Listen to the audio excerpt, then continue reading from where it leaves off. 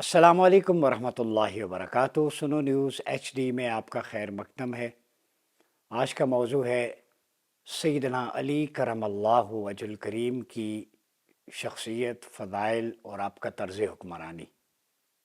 چونکہ یہ رجب المرجب کا مہینہ ہے اور 13 رجب المرجب مولا کائنات سیدنا علی کرم اللہ وجہ الکریم کا یوم ولادت ہے، تو میں نے سوچا کہ آپ کو ریکنیکٹ کریں اس عظیم خلیفہ راشد سے جس کا گورننس ماڈل رہتی دنیا تک وہ سب کے لیے ایک بہترین لائے عمل بھی ہے، اور آپ کی شخصیت اور فضائل ان کو سن کے، ان کو پڑھ کے اس کے مطابق نوجوان نسل اپنی زندگیوں کو ڈھالے۔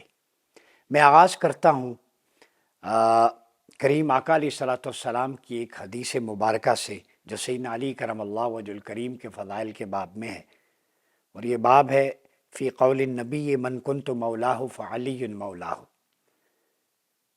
اور یہ امام ابو عیسیٰ ترمذی نے اس حدیث کو نقل کیا ہے جامع صحیح میں ابواب المناقب باب مناقب علی ابن ابی طالب، اور طبرانی نے معجم کبیر کے اندر فرماتے ان نبی قال من کنت مولاہ فہذا علی مولا، جس کا میں مولا ہوں اس کا علی مولا ہے۔ غدیر خم کے موقع پر یہ سیدنا علی کی ولایت پہ، امامت پہ اور لیڈرشپ پہ دلالت کرتی ہے۔ جو ایوالومنٹ تھی سیدنا علی کی لیڈرشپ کی، وہ حضور کے دور سے ہی ایمرج ہونا شروع ہو گئی تھی۔ اس کی بنیادی وجہ ہے کہ آپ کا بچپن کریم آقا علیہ الصلوۃ والسلام کے ساتھ گزرا، تو جیسے جیسے شریعت اور اسلام جوان ہوتے رہے، مولا علی بھی عالم شباب کی طرف گامزن ہوئے، تو اسلام کے احکام کا، شریعت کا، سیاست کا، قضاوت کا جو طرز عمل رسول اللہ صلی اللہ علیہ وسلم کا تھا، وہ سیدنا علی نے اس کا ایک ایک پل اپنی آنکھوں سے مشاہدہ کیا تھا۔ تو زبان مصطفیٰ سے سنتے بھی، چہرہ مصطفیٰ کو دیکھتے بھی، اور حضور کے تعامل کو ڈیپلی آبزرو کرتے۔ یہی وجہ ہے کہ آپ کی شخصیت میں جو آقا نے آپ کو ٹائٹل دیا ہے وَأَقْدَاكُمْ علی، صحابہ تم میں سب سے زیادہ منصب قضاء کا اہل علی ہے، اور اس کو انڈورس کیا سیدنا عمر فاروق نے یہ جملہ کہہ کے رضی اللہ عنہ وَأَقْدَانَا علی، کہ ہم میں سب سے بہتر قضاء کے معاملے میں، عدالت کے معاملے میں، ڈسپیوٹ کے معاملے میں فیصلے کی صلاحیت کے حامل سیدنا علی کرم اللہ وجہ الکریم ہے۔ یہ سیدنا عمر فاروق رضی اللہ عنہ کی گواہی بھی ہے، حضور نے پہلے فرما دیا، آپ نے انڈورس کر دیا۔ پھر یہ جو حدیث ہے امام ترمذی کی روایت، یہ غدیر خم کے موقع پر جب حضور علیہ الصلوۃ والسلام نے اپنے ہاتھ سیدنا علی کے ہاتھ میں دے کے فرمایا فہذا علی مولا، جس کا میں مولا اس کا علی مولا، مومنوں کو جو ہے ان کے امام اور لیڈر کی شناخت کروا دی، تو سیدنا عمر فاروق رضی اللہ تعالیٰ عنہ نے سیدنا علی کرم اللہ وجہ الکریم کا ہاتھ پکڑ کے فرمایا یا علی بخن بخن، مبارک ہو آپ کو یہ ٹائٹل ملنے میں۔ سب سے پہلے مبارکباد سیدنا عمر نے دی اور فرمایا کہ آج کے بعد آپ نہ صرف مومنین کے بلکہ میرے بھی مولا ہیں۔ سیدنا عمر نے بھی آپ کو مولا کہہ دیا، آقا، دوست، آپ رہبر و رہنما ہیں۔ تو خلفائے راشدین کا آپس کا تعامل بھی اس سے محبت اور پیار کا ہمیں ملتا ہے۔ پھر اس کے بعد سیدنا سعد بن ابی وقاص کی روایت ہے رضی اللہ تعالیٰ عنہ کہ حضور نے فرمایا کہ جس کا میں ولی اس کا علی ولی، اور میں نے آپ صلی اللہ علیہ وسلم کو حضرت علی سے یہ فرماتے سنا میرے لیے تم اسی طرح ہو جیسے ہارون موسیٰ کے لیے تھے، مگر میرے بعد کوئی نبی نہیں۔ اور میں نے آپ صلی اللہ علیہ وسلم کو غزوہ خیبر کے موقع پر یہ فرماتے ہوئے سنا لَأُعْطِيَنَّ الرَّأْيَةَ الْيَوْمَ رَجُلًا يُحِبُّ اللَّهَ وَرَسُولَهُ، کہ آج میں اس شخص کو جھنڈا یعنی علم عطا کروں گا غزوہ خیبر کے موقع پر جو اللہ اور اس کے رسول سے محبت کرتا ہے، اور اس حدیث کو امام ابن ماجہ نے بھی روایت کیا ہے، اور اللہ اور اس کے رسول اس سے محبت کرتے ہیں، دوسری روایت یہ بھی ہے۔ یعنی غزوہ خیبر کے موقع پر جب خیبر فتح نہیں ہو رہا تھا تو سیدنا علی کرم اللہ وجہ الکریم کو آشوب چشم تھی، آنکھیں دکھ رہی تھی، پوچھا علی کہاں ہیں؟ فرمایا ان کی یہ کیفیت، بولا آپ صلی اللہ علیہ وسلم نے اپنا لعاب دان مبارک آپ کی آنکھوں پہ لگایا، شفا ہو گئی، اور ان کے ہاتھ میں علم دیا، صحابہ فخر کر رہے تھے، اور دنیا نے، تاریخ نے دیکھا۔ آج یہودی بھی پلے کارڈز اٹھا کے یہ چیخیں بتا رہی ہیں کہ کتنی کاری ضرب تھی، ضرب حیدری، یہ آج تک پتہ چل رہا ہے، چیخیں بتا رہی ہیں کہ خیبر واز یور لاسٹ وکٹری، آج یہودی کہتے ہیں نا، کیونکہ لاسٹ وکٹری اس لیے کہتے ہیں وہ بڑی سخت ضرب تھی۔ سیدنا علی نے نہ صرف منو وزنی خیبر کے دروازے کو اپنے ایک ہاتھ سے اکھاڑ کے پھینک دیا، بلکہ مذہب کو اتنی مرہب کو کاری ضرب لگائی، مورخین کہتے ہیں کہ تلوار جسم سے آر پار ہو کے زمین میں دھس گئی تھی۔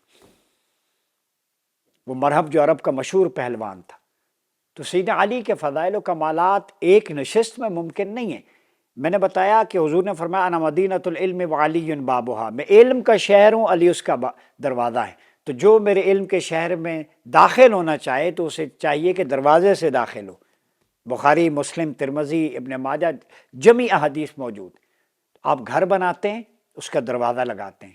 2 کروڑ کا گھر بھی بنا دیں تو بچوں کو اگر تہذیب نہ سکھائی ہو تو دیواریں پھلانگیں، بے شک گھر ان کا اپنا ہو تو محلے والے کہیں گے گھر تو 2 کروڑ کا لگا دیا پیسہ، تہذیب نہیں سکھائی کہ گھر میں دروازے سے داخل ہوتے۔ تو کریم آقا علم کا شہر ہیں، فرمایا میرے علم کے سمندر میں غوطہ زنی کرنا چاہتے ہو تو اس کا واحد ذریعہ وہ راستہ باب علی ہے۔ علی کے در سے، دروازے سے گزر کے آؤ گے، چاہے وہ روحانیت کا علم ہو، ظاہر کا ہو، سیاست کا ہو، معرفت کا ہو، اقتصاد کا ہو، قضاء کا ہو، سارے علوم میں نے تقسیم کرتے وقت علی کے دروازے پہ بانٹ دیے ہیں۔ اب جو چاہے میرے علوم سے استفادہ کرنا چاہے، علی کے دامن سے وابستہ ہو کر شہر علم مصطفیٰ کا رخ کرے۔ پھر سیدنا علی کی شجاعت اور بہادری، جتنے بھی غزوات تھے اس میں سیدنا علی کے کارہائے نمایاں دیکھیں۔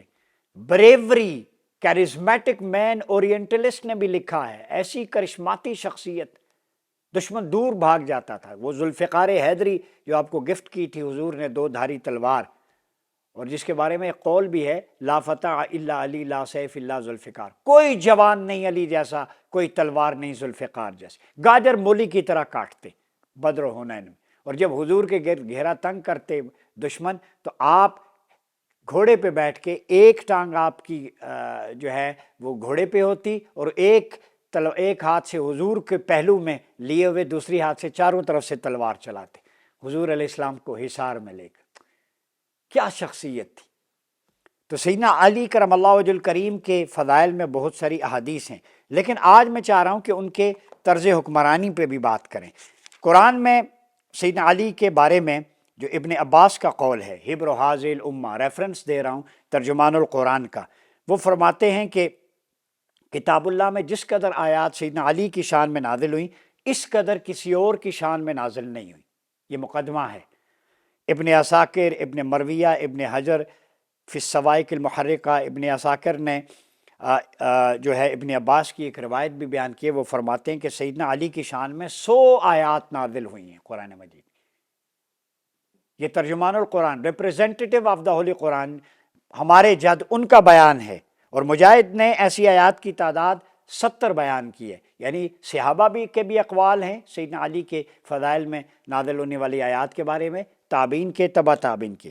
پھر مولانا عبید اللہ امرتسری نے اپنی کتاب میں 87 ایسی آیات درج کی ہیں اور مختلف اہل علم کے حوالوں سے ان کی سند بھی پیش کی ہے۔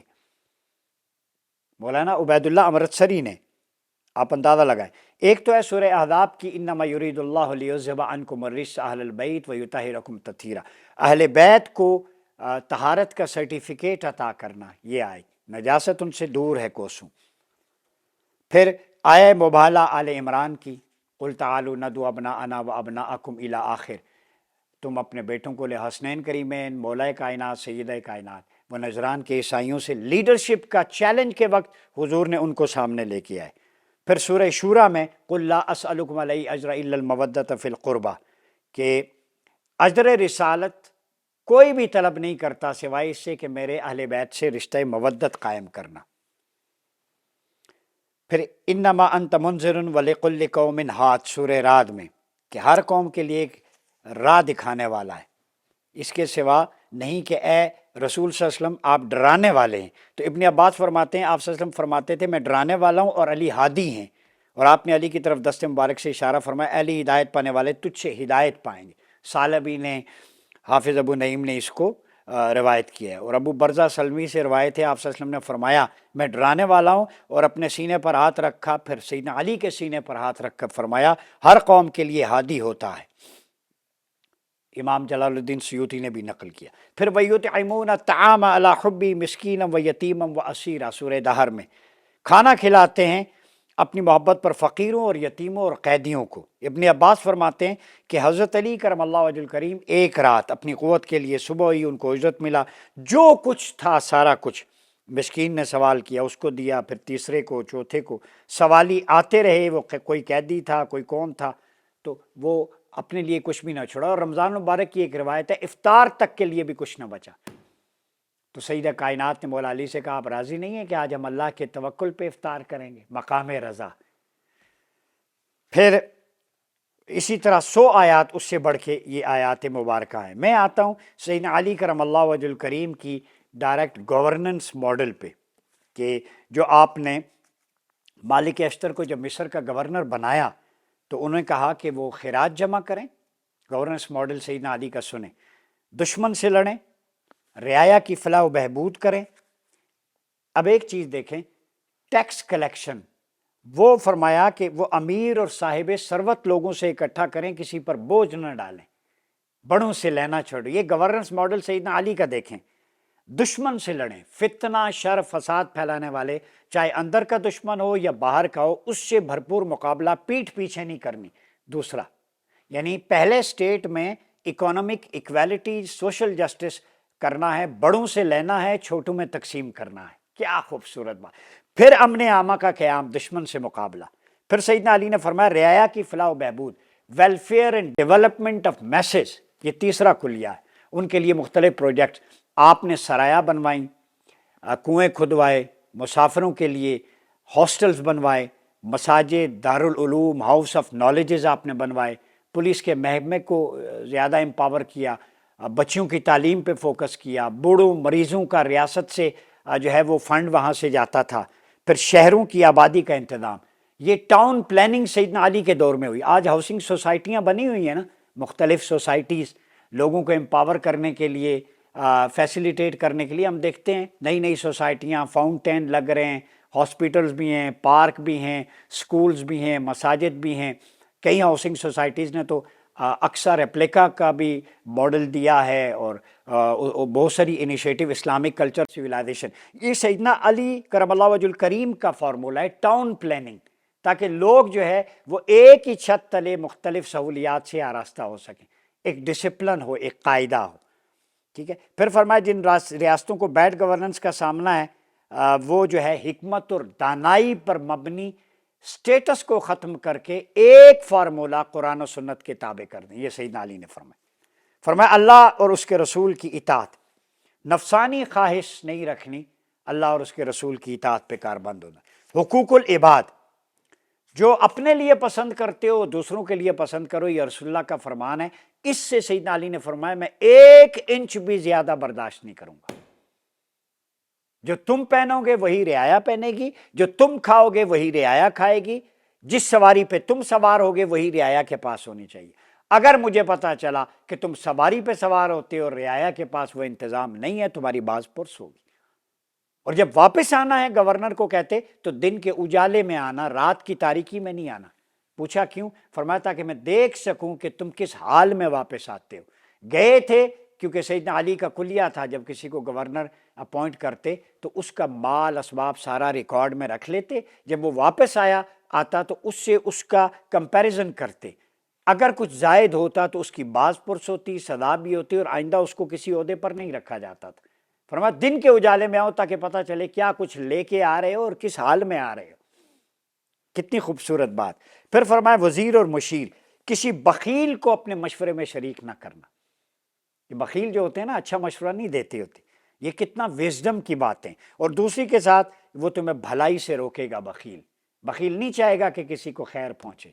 ہائے ہائے، یہ وسعت قلبی اور ظرفی دیکھیں، لیڈرشپ میں بھی یہ کوالٹی کہ اس شخص کو کہ جس کا دسترخوان وسیع ہے، جو غریبوں کی داد رسی کرنے والا ہے، ایسے شخص کو مشورے میں شریک کرنا، وہ اچھا مشورہ دے گا غریبوں کے لیے۔ پھر کسی بزدل سے مہمات میں مشورہ نہیں لینا۔ جو بزدل ہے اس سے یہ نہیں کہنا کہ میں نے جنگ کیسے کرنی ہے، اسے کیا پتا، وہ ڈرے گا، وہ کہے گا نہیں مشکل ہے، معیشت نہیں ہے، مال و اسباب نہیں ہے۔ کسی بریو سے اور قوت ایمانی والے سے جنگ کا مشورہ کرنا، یہاں میں فارغ پاکستان کے پالیسی میکرز کو بھی کہوں گا یہ بات ہے بریوری. بزدل لوگوں سے مشورہ مت کریں جنگی مہمات پہ. قوت فیصلہ جن کے پاس ہو، جن کا ایمان مضبوط ہو. تو سیدنا علی سے پوچھا گیا اس کی کیا وجہ ہے؟ فرمایا بدر میں 313 تھے، تعداد میں کم تھے مگر شجاعت، قوت ایمانی اور لیڈرشپ رسول اللہ کی تھی. اللہ پر توکل تھا، اللہ نے فتح و نصرت عطا فرمائی. اب آپ سمجھ گئے لڑائیاں اسلحے پہ نہیں لڑی جاتی. سیدنا علی کا فارمولا ہے سب سے پہلے ارادہ، انٹینشن، قوت ایمانی ہونی چاہیے. یہ تو ہو گئی ملٹری اسٹریٹجی. فوج یہ حفاظت کا قلعہ ہے سیدنا علی کے نزدیک. آپ نے فرما رواؤں کو کہا کہ یہ تمہاری زینت ہے، یہ اگر بارڈر پہ حفاظت نہ کریں تو معاشرتی سیٹ اپ، معاشی سیٹ اپ سب کچھ تباہ و برباد ہو جائے. لہذا ان کا خیال رکھنا. دین و مذہب کی یہ قوت ہیں اور امن کی راہ ہیں. ٹھیک ہے، پاور آف ریلیجن، ٹھیک ہے، اور power of religion and country. تمہارے ملک کی اور دین کی قوت جو پاور ہے وہ فوج ہے. یہ سیدنا علی کا فارمولا ہے، فرمان ہے، میں نہیں کہہ رہا، آپ بات کر لیں. اور امن کی راہ ہے، یہ ٹریک ٹورڈز پیس ہے فوج. یہ سیدنا علی نے فرمایا. ریت کا نظم و نسق انہی سے قائم رہ سکتا ہے. نظم اور نسق، انتظام، پیس اینڈ انکلوسیونیس. جب فوج اندرونی خوارج کے خلاف، بیرونی ہندوتوا اور باقیوں کے خلاف لڑے گی تو تمہارے یہاں پہ امن ہوگا. لہذا ان کی قدر کرو. اور فوج زندگی کا سہارا ہے اور دشمنوں سے جہاد کرنے میں یہ تقویت حاصل کرتے ہیں اور ان کو دباتے ہیں. اس سے تمہارے شہروں میں، تمہارے منافع میں، تجارت میں، کاروبار میں ساری چیزیں بہتر ہوتی ہیں. لہذا ان کی خیر خواہی کرو. ایڈمنسٹریشن میں، بیت المال، کارگزاری میں وہ لوگ جو ایماندار ہیں ان کو رکھا جاتا، جو متقی ہیں، جو حساب کتاب جاننے والے ہیں. غریب عوام، فرمائے ان محتاجوں فقیروں کا میں والی ہوں، اللہ والی ہے. بیت المال ان کے لیے 24 گھنٹے کھلا ہوتا. حکمران اور رعایا، فرمایا ان دونوں میں ربط ہونا چاہیے. میں نہ دیکھوں کہ کسی گورنر کا دروازہ رعایا کے لیے کبھی بند ہوا ہو. تمہارا دروازہ ہونا ہی نہیں چاہیے. سرعام سرائے میں، کھلے میں کچہریاں لگاؤ، بازاروں میں جاؤ. سیدنا علی کرم اللہ وجہ الکریم جو صاحب اسواق ہوتے، لوگ جو مارکیٹ کا چیک کرتے، کوئی ذخیرہ اندوزی تو نہیں کر رہا، مال ناجائز منافع تو نہیں کما رہا، تو آپ نے یہ ایڈمنسٹریٹر قائم کر رکھے تھے. اس دور میں لوگوں کی شکایات سنتے، بر وقت فیصلے کرتے. پھر ٹیکسوں کی وصولی، گائے، اونٹ، بکری، زکوٰۃ کا پورا میکانزم تھا. بیت المال، آپ بیت المال سے خود کچھ نہیں لیتے، بلکہ یہاں تک ہے کہ سیدنا عمر جب مشکل حالات آئے تو انہوں نے پوچھا لوگوں سے، میں گزارا نہیں ہو رہا، بیت المال سے کچھ لے لوں؟ بعض صحابہ نے کہا آپ خود بھی کھائیں، لوگوں کو کھلائیں. بعض نے کہا اتنا. سیدنا علی نے فرمایا 2 وقت کی روٹی لے سکتے ہیں. تو سیدنا عمر نے سیدنا علی کے مشورے پہ عمل کیا، بیت المال سے 2 وقت کی روٹی اپنے لیے لی. یہ ہے خلافت. لوگ کہتے ہیں خلافت. تو سیدنا علی جیسا مشیر جو سیدنا عمر کو کہہ رہا ہے 2 وقت کی روٹی لے سکتے ہیں. تو کئی دفعہ ایسا بھی آیا آپ کے دور حکومت میں کہ آپ نے اپنی زرع یا کوئی ضروری سامان گروی رکھ کے گھر کی بنیادی ضروریات پوری کی. حسنین قریبین کو زیب تن کبھی کسی نے ان کے دور میں نہیں دیکھا کہ بیت المال کے قریب ہوں یا کوئی فائدہ اٹھاتے ہوئے. اپنی اولاد کو بیت المال کے قریب نہیں آنے دیا. ان کے لیے بھی وہی پیمانہ جو عام رعایا کے لیے ہوتا. یہ ہے نبی اکرم صلی اللہ علیہ وسلم کی تربیت. پھر آپ عالم ہوتے، منصف بھی تھے. بہت بڑے کانفلکٹ جب پھنس جاتے تو ان میں صحابہ کرام جو ہے سیدنا علی سے مشورہ کرتے. واقدان علی ویسے نہیں کہا. پہلے 3 خلفاء ثلاثہ، شیخین سیدنا ابو بکر عمر اور سیدنا عثمان غنی علیہم الرضوان کے دور میں منصب قضاء، چیف جسٹس سیدنا علی تھے. ایک معاملے میں جب فیصلہ نہیں ہو رہا تھا، سیدنا عمر نے فیصلہ دیا، ایک عورت ایڈلٹری میں پڑ گئی تو آپ نے فرمایا سنسار کرو. سیدنا علی نے چیلنج کیا، فرمایا بچہ پیدا ہوگا، عدت پوری ہوگی، دودھ پیے گا، جب چھوڑے گا تو پھر، کیونکہ اس بچے کا کوئی قصور نہیں ہے. کل مولود یولد علی الفطرہ، دلیل دی، ہر بچہ فطرت میں پیدا ہو. سیدنا عمر امیر المومنین تھے، head of state. Chief justice سیدنا علی تھے. آپ کی بارگاہ میں ود ڈرا کیا. اور حیران ہوں گے آپ کہ سیدنا عمر کو جب پتہ چلا سیدنا علی نے چیلنج کیا تو خلیفہ چل کے سیدنا علی کے پاس آئے، سنا ہے آپ نے میری فیصلے سے چیلنج کیا ہے. انہوں نے نہیں کہا کہ وزیر اعظم یا حکمران کیوں پیش ہوتا ہے. سیدنا علی نے کہا ہاں دلیل دی. تو سیدنا عمر نے ود ڈرا کیا اور تاریخی جملہ کہا، لولا علی لہلک عمر. آج علی نہ ہوتے تو عمر اس مسئلے میں اس کی وجہ سے ہلاکت میں پڑ جاتے، بربادی ہو جاتی، ایک ناحق جان چلی جاتی. یہ تعامل تھا، دلیل کی بنیاد، اختلاف دلیل سے ہوتا تھا، ذات سے نہیں ہوتا تھا۔ یہ سیدنا علی کی شخصیت۔ پھر اس وقت وڈیروں کو آپ نے صحیح جو ہے وہ رسی ڈالی ہوئی تھی، اور جنگی حکمت عملی کے بارے میں باقی چیزوں میں آپ کا بڑا کنٹریبیوشن ہے۔ تو سیدنا علی کرم اللہ وجہ الکریم کی شخصیت کو نوجوان پڑھیں۔ اس حوالے سے خصائص علی امام نسائی نے بھی لکھی ہے، چونکہ آپ کا دور مختلف جنگی مہمات میں خوارج کی بھی نظر ہوا ایک حصہ، چونکہ فتنہ و فساد کا آپ کا خاتمہ کیا، تو بہت سارے مورخین نے یہ لکھا کہ آپ کا کریڈٹ جو ہستی حضور کی بارگاہ میں تربیت یافتہ ہو، اتنے اوصاف، فضائل، کمالات، تینوں خلفاء کے مشیر ہوں، اتنا قد کاٹ ہو، تو ان کے اپنے دور میں شورشیں کیونکہ ان کو ٹارگٹ کیا گیا تھا کہ اگر یہ کامیاب ہو گئے، چونکہ یہ ڈائریکٹ رسول اللہ کے سے بچپن میں چلے آ رہے ہیں، تو اسلام پتہ نہیں کہاں چلا جائے گا۔ تو آپ کو خوارج نے گھیر لیا، الجھا لیا، آپ نے ان کو ایلیمینیٹ کیا نہروان میں، لیکن انہی کے ہاتھوں اپنی جان آفریں کے سپرد کر دی۔ تو آج بھی سیدنا علی کے بارے میں کہا جاتا ہے کہ کبھی دیوار ہلتی ہے، کبھی در کانپ جاتا ہے، علی کا نام سن کر اب بھی خیبر کانپ جاتا ہے۔ اپنا بہت خیال رکھیے، اپنے میزبان ڈاکٹر عمر ریاض واسی کو اجازت دیجیے۔ اللہ حافظ۔